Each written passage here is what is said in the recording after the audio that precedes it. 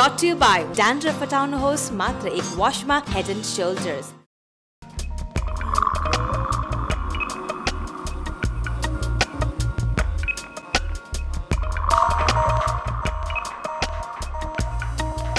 Namaste. You just tuned into Life is Beautiful. I'm Prava Mate and welcome to the show.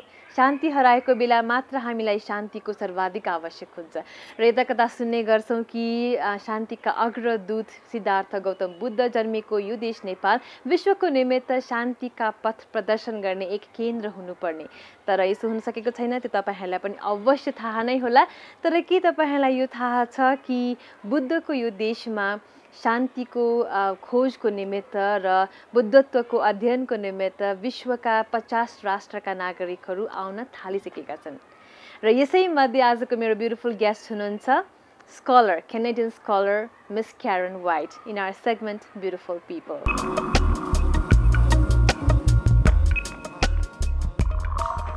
To my immediate right today I have Karen White, who is assisting IBA, International Buddhist Academy, where hundreds of international students come from different parts of the world to learn Buddhism in Nepal. So welcome to Life is Beautiful. Thank you so much, Prava. I'm very happy to be here with you. Okay, first of all, tell us about your life in Canada. Oh my goodness, I've had so many lives.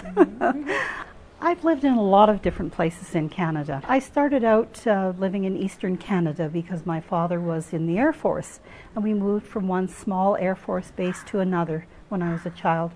I was very, very lucky because all of these places were isolated. They were in the middle of nature.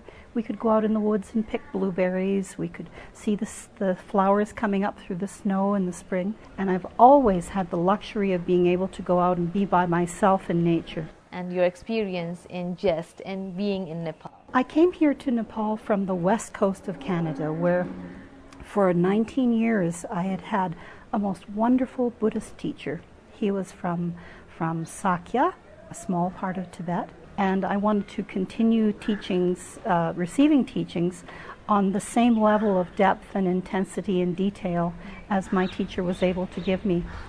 He was getting quite old and he's passed away, and this was my reason for eventually coming to Nepal, where there are so many more Buddhists, so many temples. Nepal is a very special place. I really enjoy being here. What made you decide to incline towards Buddhism? My mother was someone who read a great deal about Buddhism. We had many, many books at home.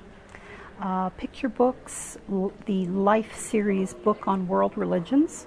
And she was a very peaceful person, but very, very strong, very determined. She fought for her ideas. Having gone through the Second World War, she was an anti-war woman, and she worked politically for peace in Canada behind the scenes in political parties for many, many years.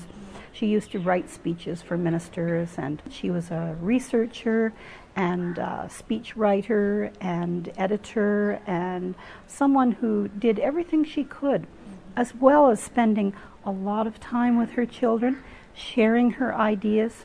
We would sometimes sit up all night talking about her life and her ideas and about the world and philosophy.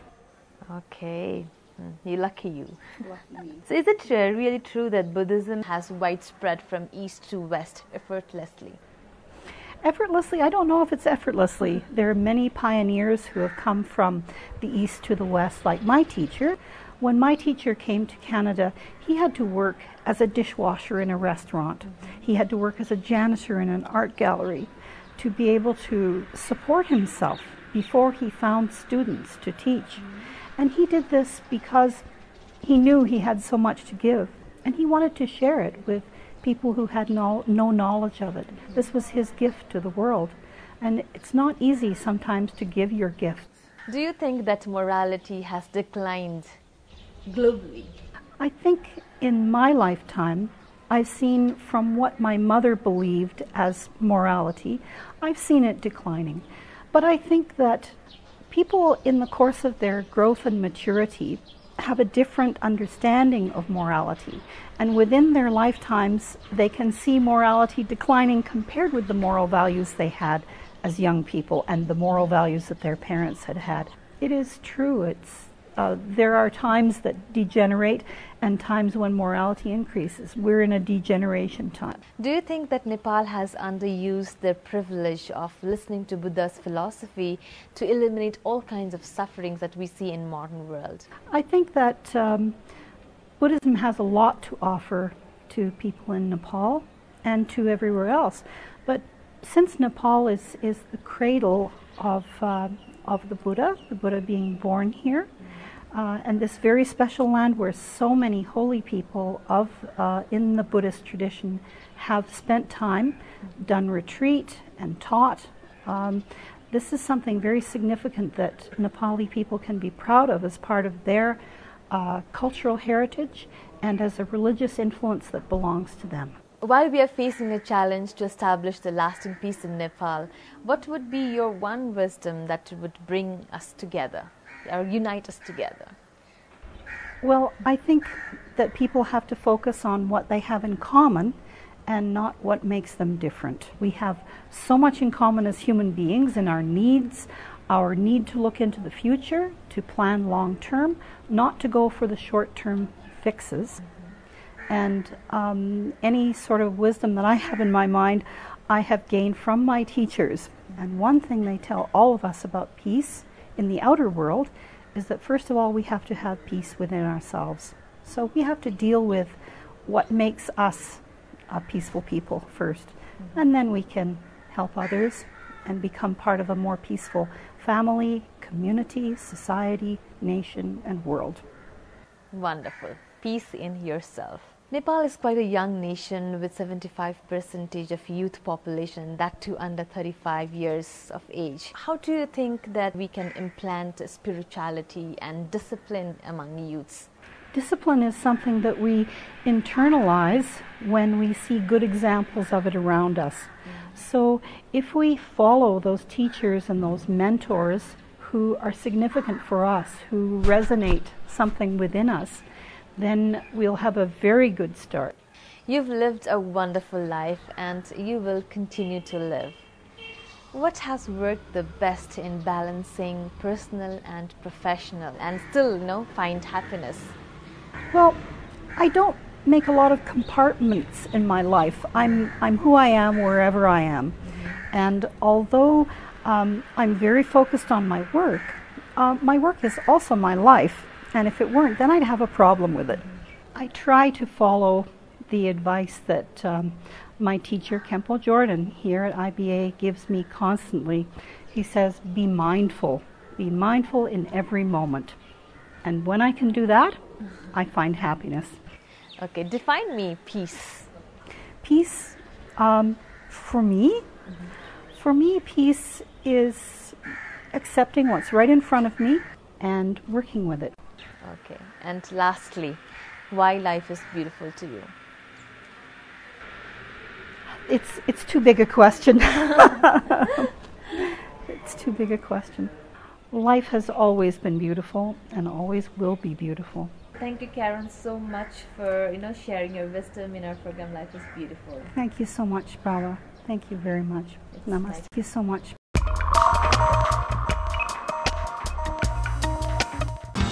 Brought to you by Dandruff हटाउनुहोस् मात्र एक washमा Head and Shoulders.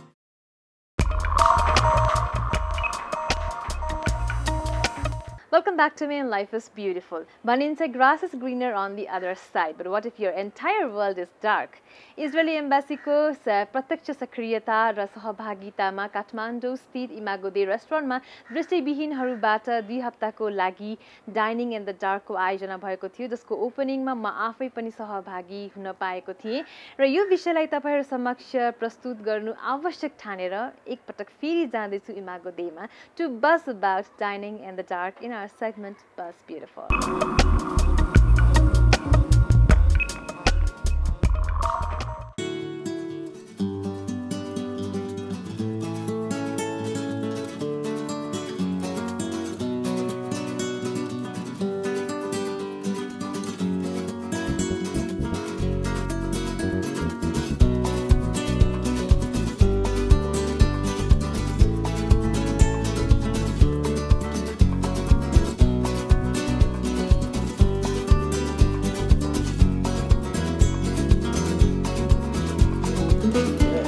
Oh my god, यहाँ आँखा चिम्म गरे पनि त्यस्तै darkness, आँखा खोले पनि त्यस्तै डार्कनेस, नो डिफरेन्स। मुख्यतः 3वटा डिसहरू छन्।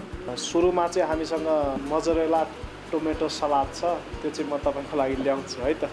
यो तपाईको सलाद र यो काटा।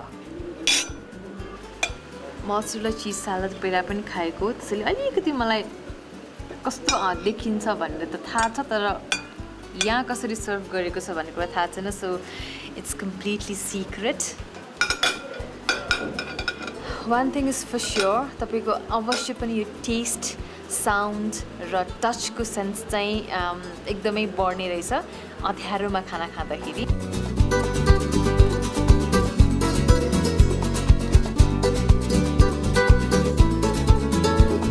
कति दिन ट्रेनिङ लिनुभयो तपाईँले सर्भ गर्ने? यो हाम्रो ओपनिङ भन्दा पहिले सोमबार, मङ्गलबार र बुधबार गरी हामीले 3 दिन चाहिँ यहाँ प्र्याक्टिस गऱ्यौँ। र खाना आउने मान्छेले कस्तो कुरा भने त? अब खाना आउने मान्छेहरूले कसैले राम्रो प्रयास, अति नै राम्रो, धेरै जसोले यसलाई राम्रो र नयाँ अनुभवको रूपमा लिएका छन्। र भविष्यजी जलेश्वरबाट MMB र M8 पढ्नको लागि काठमाडौँ आउनुभएको छ। तपाईँले अब के त कानुन पेसालाई नै अपनाउनुहुन्छ कि के गर्नुहुन्छ? अब नेपालको परिप्रेक्ष्यमा यही गरिन्छ भन्ने कुरो दृष्टिविहीनहरूको निमित्त सम्भव हुँदैन र लाग्छ अहिलेको परिप्रेक्ष्यमा अब के कस्तो स्कोप हुन्छ त्यो अनुसार नै काम गर्नु पर्ला। तर आफ्नो ज्ञानको दायरा बढाउनको लागि पनि LLB चाहिँ मैले पढ्नै पर्ने जस्तो लागेर अब त्यही भनेर काठमाडौँ आएको। नेपालमा तपाईँहरू जस्तो व्यक्तिको लागि छ नि के हुनुपर्छ जस्तो लाग्छ? सबभन्दा पहिले नेपालमा हामी जस्ता व्यक्तिहरूका निमित्त सरकारी तौरबाटै, राज्य पक्षबाटै विभिन्न रोजगारी, शिक्षाहरू, विभिन्न स्वास्थ्य क्षेत्रमा अवसर सिर्जना हुनुपर्छ र धेरै स्थानहरू उपलब्ध हुनुपर्छ। र अर्कोतिर निजी क्षेत्रहरूमा पनि दृष्टिविहीनहरू व्यक्तिहरूले सक्ने कामहरू पनि धेरै छन्, तर तिनीहरूको पहिचान हुनुपर्दछ। र अहिले वर्तमान अवस्थामा दृष्टिविहीनहरूलाई विश्वास नगरिएको अवस्थामा उनीहरूमाथि पनि विश्वास गरिनुपर्दछ। र जुन निजी क्षेत्रले दृष्टिविहीन इम्प्लोयरलाई आफ्नो काममा लगाउँछ तिनीहरूलाई राज्य पक्षबाट कर सहुलियत वा विभिन्न किसिमका प्रोत्साहन स्वरूप कार्यक्रम, कार्यनीतिहरू ल्याइनु पर्दछ जस्तो मलाई लाग्छ। हो कि हामीहरूको यो नयाँ संविधानमा यी सबै कुराहरू उल्लेख भएको होस्।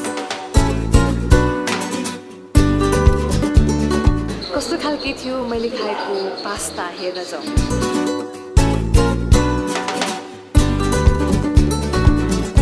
ओके, यो पनि विथ पेस्टो होइन, के राख्नु भएको थियो? एकदम मिठो भएको थियो। यसमा चाहिँ बेसाल पेस्टो सस छ, यसमा पर्मिसन चिज केक पनि एकदमै मिठो थियो होइन, चिज केक र चकलेट केक यही बनाउनु भएको।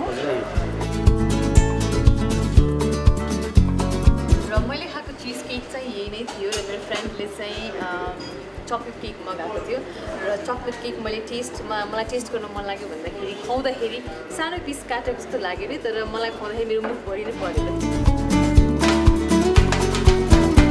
We thought of the idea how to bring to the awareness of the public the issue of blindness, and I think this project really gets coverage, gets attention, and gets the general public into feeling what does it mean to be blind. For us, it is a one-time experience. For them, it is a life habit, even for a day or even for coming to the restaurant and having to eat in the dark. How is the feedback? What do people say about it? The feedback is excellent. You know, people that come here have a lovely experience. They told me that, listen, it was, how should I say, eye-opening. You know, it has double meaning. But eating in the dark is really, it made us understand what blindness means to 200,000 Nepalis. What does it mean to them? Because for them, it is something that they have every day. So the feedback is excellent. What should be the major priority for Nepalese government to start with visually impaired people?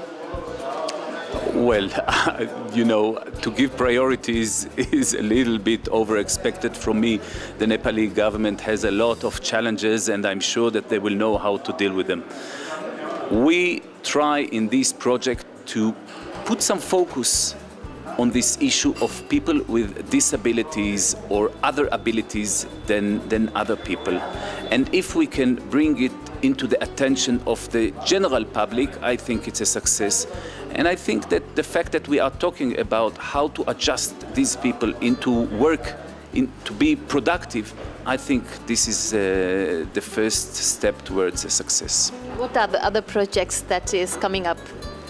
As I said, the two experts that will come here will give a workshop in Dulikel Hospital, and they will work with the team there of the staff of the hospital to see how to assist to people with different disabilities, eye problem, hearing problem, walking problem, other different abilities, and I think it's another very important project.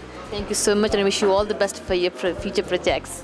Thank you, and I wish you all the best. Lovely stay in Nepal. Thank you, and I think the life here is beautiful.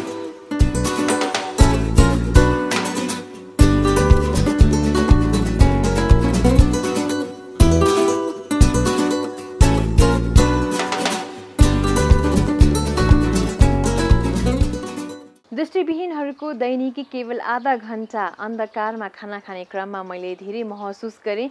शायद प्रत्येक व्यक्तिले यो अनुभव गर्ने हो भने अपाङ्गता भएका व्यक्तिहरूलाई हामीले हेर्ने नजर र गर्ने व्यवहार धेरै राम्रो हुने थिए जस्तो मलाई लाग्छ। Anyway, saying that I'm taking a short break and life is beautiful. Do come back for more.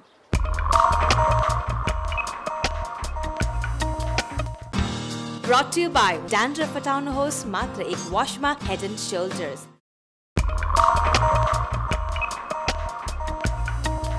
हाम्रो देश नेपाल आज संघीयता र त्यसको स्वरूपको विवादमा नराम्रोसँग विभाजित भएको छ। तर हाम्रो देश नेपाललाई एकदमै माया गर्ने र 6 दशकदेखि नेपाललाई नजिकबाट चिन्नुहुने स्विस नागरिक डाक्टर टोनी ह्यागन आज हामी बीच हुनुहुन्न, तर उहाँले लेख्नु भएको पुस्तक डिसेन्ट्रलाइजेसन एन्ड डेभलपमेन्ट स्विस एम्बेसीमा विमोचन भएको थियो।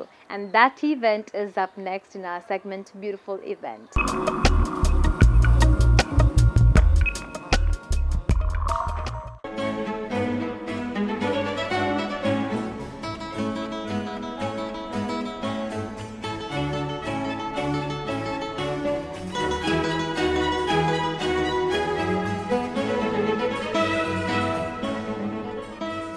Welcome you here in the Swiss Embassy in Ekantakuna, in this place where Tony Hagen and his family has lived. So bringing Tony Hagen back into this courtyard in a certain sense could not have been done without all of you this evening. So thank you for all of you for coming.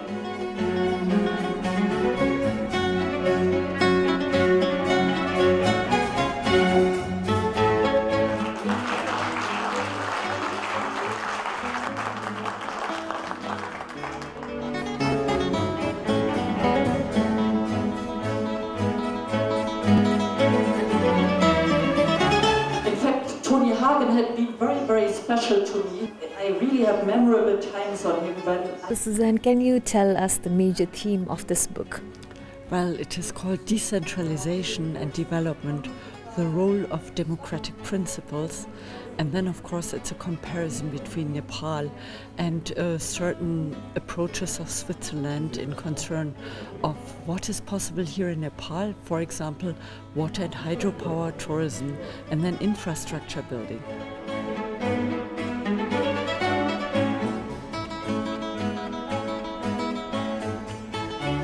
अब नेपालमा सबभन्दा बढी योगदान दिएको कोही विदेशी छन् भने त्यो चाहिँ यो टोनी हागन नै हो। उनको जुन एउटा नेपाल भन्ने किताब थियो, त्यो किताब नै नेपालको फर्स्ट पिक्चरस किताब थियो, जसले चाहिँ नेपालको पूर्व मेचीदेखि पश्चिम महाकाली र मधेसदेखि हिमालयसम्म सबै कुरा चाहिँ समेटेर लेखेको किताब थियो, जसले गर्दाखेरि चाहिँ नेपाल वेस्टर्न वर्ल्डमा एकदमै पपुलर भयो र त्यसदेखि बाहेक उनको तन मन धन नै नेपालमै थियो। उनी स्विस नागरिक भए पनि उनी चाहिँ हरेक समयमा चाहिँ नै कसरी चाहिँ नेपाललाई विकास गरौँ भन्ने हिसाबले नै सोच्थे र त्यही भएको हुनाले नै उनको नेपालको जति नेपालमा कन्ट्रिब्युसन छ त्यसको लागि एउटा लिटल थ्याङ्कको हिसाबले नै मैले त्यो कन्भर्ट गरेको हाउस उनकै नाममा डेडिकेटेड गर्दै आएको।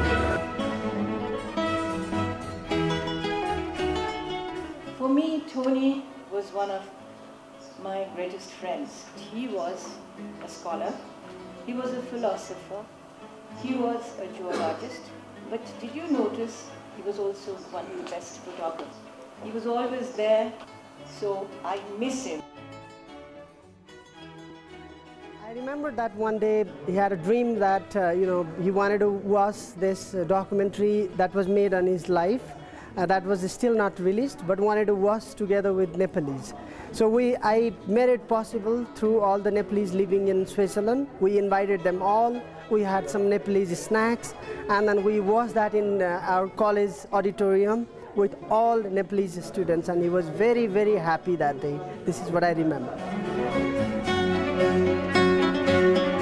How are you planning to, continue his legacy? Well, there is a lot of material of my father, a lot of photo material, film material, and I am starting now to scan this material. He has made a lot of pictures about the valleys, about the villages, and of some of them I know the region, but exactly not. So I hope I find out someone who can help me to tell about the people, to which ethnic tribe they belong. Then the other thing, the legacy of my father, there is the Tony Hagen Foundation, and we have a Tony Hagen Foundation in Switzerland, where I am the president. And at the moment we are supporting 2 fellowships here for the Tony Hagen Foundation Nepal. And the Tony Hagen Foundation here in Nepal, they got also the film. They finished his original film about his expeditions, Uileko Nepal. And what about you, Monica? His legacy in Nepal, I will assist my sister because she is the leading person. But I will also be involved in the legacy of his other works. He has been in Bangladesh and Yemen, and I'm very much involved in these countries. So my part will be more to work to find out and to sort out all these other part of his life. And I wish both of you all the very best. Yeah, thank you. Thank you very much.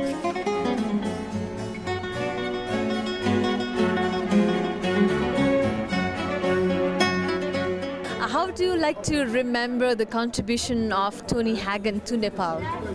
I think Tony Hagen helped the world to discover Nepal, but not the way that many people discover it as a country that is a bit exotic, etc. I think Tony Hagen, he went and met the Nepalis, and not just the Nepalis of Kathmandu, he met the Nepalis all over.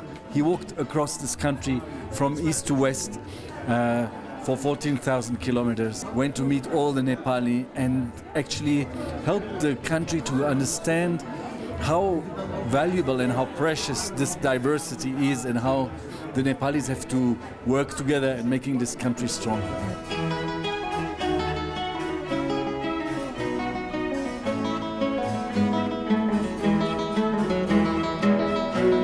But the book that was launched today is about his thoughts about how Nepal could develop. And those we always were waiting for as a book about it. So this is not, it's not the Swiss Embassy's policy or point of view, but we are very proud that a Swiss citizen has had such a passionate relationship with this country that he could write and that he could invest himself into this country. Thank you so much.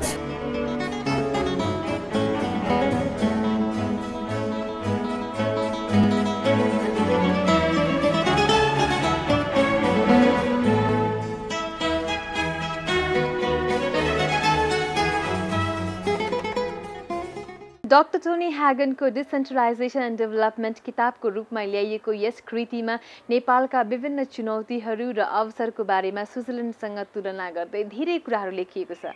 सायद हाम्रा नीति निर्माताहरूले yes किताबलाई एक पटक मात्र भए पनि पढे राम्रो हुन्थ्यो कि। यति भन्दै कार्यक्रम लाइफ इज ब्युटिफुलबाट बिदा माग्न चाहन्छु। Till I see you next week, stay beautiful inside and out.